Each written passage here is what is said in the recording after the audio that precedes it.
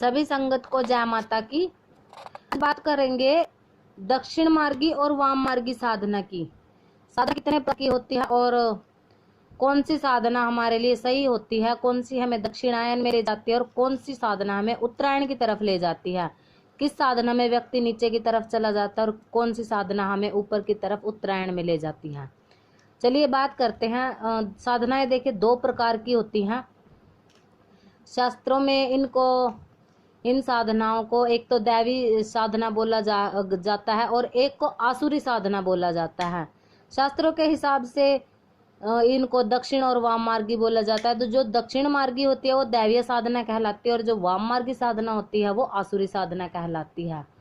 अब इन दो, वैसे तो लोग ये भी बोलते हैं कि शास्त्रों में गपाड़े भरे हुए हैं।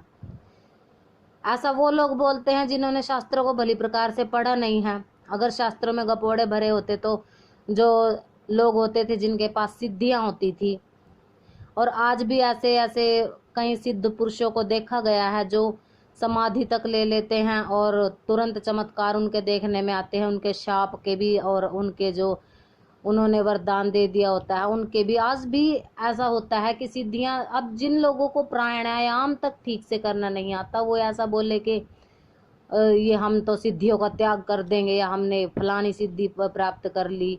ऐसा कुछ नहीं होता, सिद्धियों के लिए समय देना पड़ता है।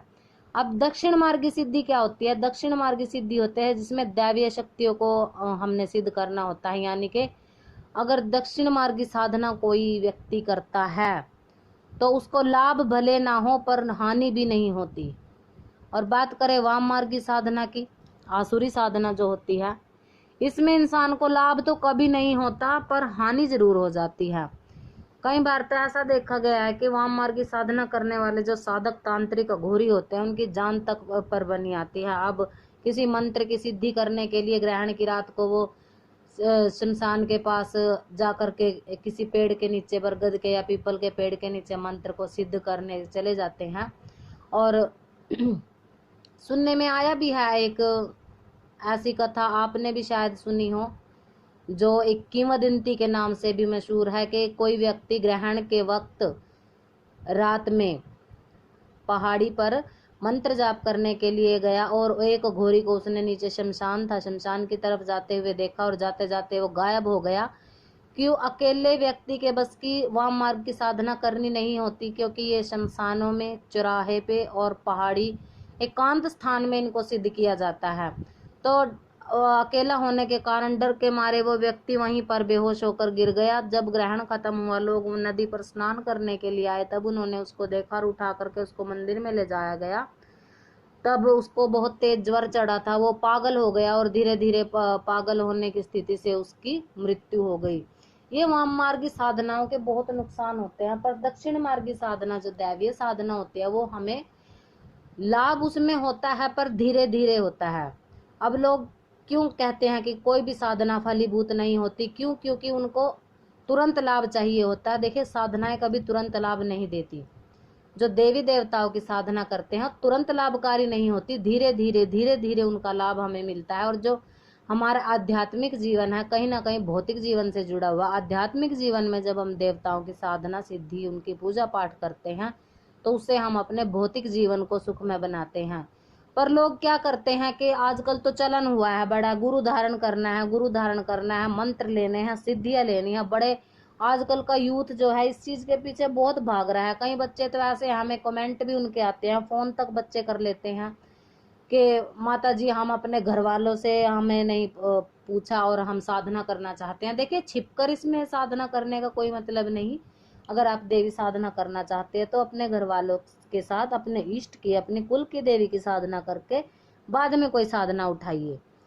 और वाम मार्ग की साधना में आपको कभी कुछ नहीं मिलेगा। वाम मार्ग की साधना जो अघोरी लोग होते हैं, जो परिवार से समाज से कट के रहते हैं, जिनको सिद्धियां चाहिए होती है, और जो देवी देवताओं को इसमें जैसे शमशान काली आ जाती है या फिर किसी प्रेत की सिद्धि उनको करनी होती है, जिन सिद्धि उनको करनी होती है, ये वाम मार्ग की साधना होती है।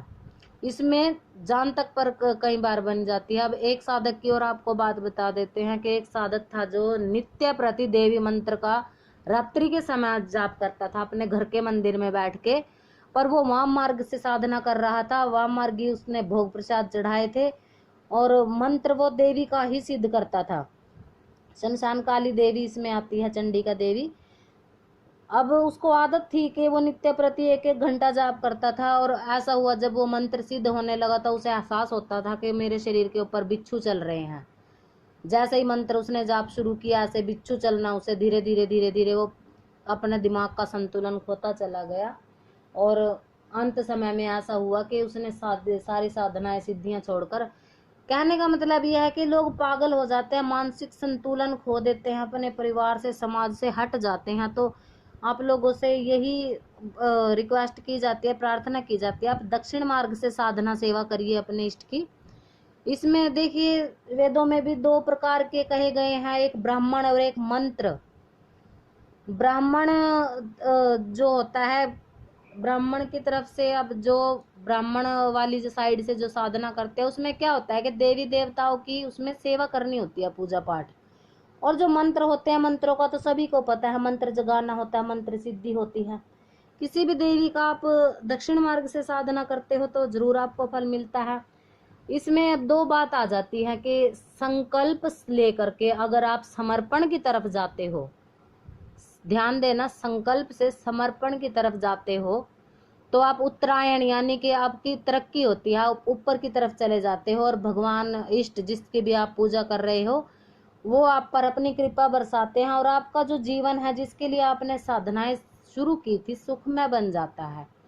और कई लोग ऐसे होते हैं कि संकल्प से शुरू करते हैं, समर्पण पे जाते हैं तो आप उत्तरायण को प्राप्त होते हैं। और जो लोग संकल्प से शुरू करके संकल्प पर ही उनका अंत होता है वो दक्षिणायन में चले जाते हैं, यानी कि नीचे की तरफ उनका जीवन उतरता है, वो नीचे की तरफ ही चले जाते हैं, तरक्की उनको कभी जिंदगी में नहीं मिल पाती। हाँ, कुछ समय के लिए अस्थिर सिद्धियां उनको मिल जाती हैं, मंत्र सिद्ध हो गया, कुछ दिन उसने कार्य किया, कुछ ही दिन उसका प्रभाव रहता है, बाद में उसका कोई प्रभाव नहीं रहता। और आम तौर पर तो जैसे चौकी दरबार लगते हैं, इनमें संकल्प लेकर ही मंत्र सिद्ध किया जाता है, संकल्प से संकल्प तक, संकल्प से समर्पण की तरफ कोई मंत्र नहीं जाता। और ना ही अगर कोई साधक करना चाहता है तो उनके घर परिवार के लोग, हमें ये नहीं मिला आपकी सिद्धियों से, जब से तुमने पूजा पाठ शुरू किया तब से हमारे साथ ये हो रहा है, माता काली की तुम सेवा करते हो तो घर में क्लेश बढ़ रहा है, ऐसा कभी नहीं होता। देवी की भक्ति करने से कभी कोई क्लेश नहीं आता। हाँ, नकारात्मक ऊर्जाएं उससे घबराती हैं, अगर आपके घर में कोई नकारात्मक ऊर्जा है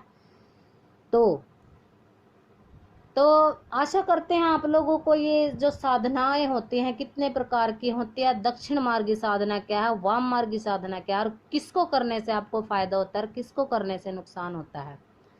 देखिए, आप समाज में रहने वाले प्राणी हो तो सामाजिक तौर पर देवी देवताओं को प्रसन्न करने के लिए आप साधनाएं करिए। जो सौम्य उग्र देवता की अगर साधना करते हो तो आपको फल भी उग्र मिलता है, जैसे माँ काली उग्र देवी हैं, विनायक की सिद्धि इनके साथ होती है, ये उग्र देवता हैं। और कलयुग में जागृत देवता माँ काली, बालाजी महाराज, बजरंग बली और शिव, इन तीनों को ही जागृत बोला गया है कलयुग में, और इन तीनों की ही सिद्धियां ज्यादातर मिलती हैं। पर लोग प्रेत की सिद्धियों के पीछे भटकने लग जाते हैं, हमने प्रेत सिद्ध कर लिया, भूत सिद्ध कर लिया। प्रेत को सिद्ध करके क्या होता है, प्रेत आपने वचन ले लिए, उसको सिद्ध कर लिया और किसी कार्य के लिए उसको भेज दिया आपने, ठीक है, वो आपके कार्य करेगा। पर अगर यहाँ वहाँ इधर उधर आप हुए तो वो आपके परिवार को भी खत्म कर सकता है, आपके ऊपर भी वार कर सकता है जब आप उसे नहीं कुछ दोगे। अगर आपने उससे वचन लिया, भोग देकर आप भेजते हो तब तक ठीक है। और प्रेत अपने वचनों के पक्के भी नहीं होते, क्योंकि वाम मार्गी साधनाएं इनमें हमेशा नुकसान ही होता है।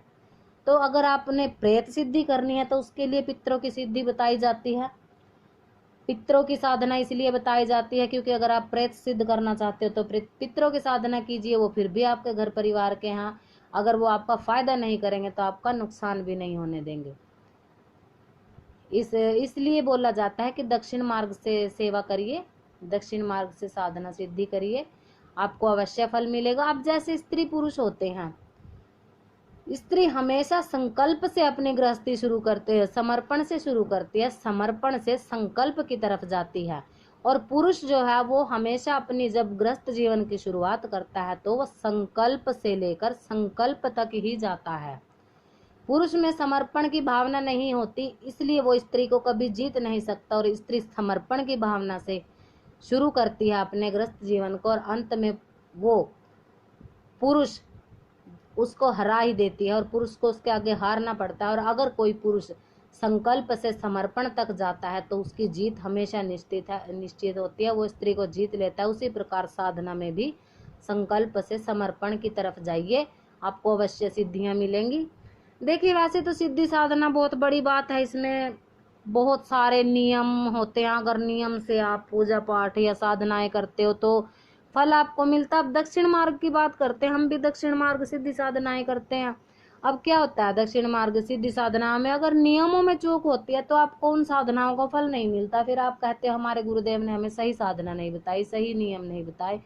देखिए, इसके लिए समर्पण का भाव रखिए, श्रद्धा रखिए, आपको अवश्य ही अपने इष्ट की कृपा मिलेगी। तो आशा करते हैं आपको जानकारी पसंद आई होगी। मिलते हैं सिद्धि साधनाओं की नई जानकारियों के साथ। चैनल से जुड़े रहिए, चैनल को सब्सक्राइब करिए। जय माता की।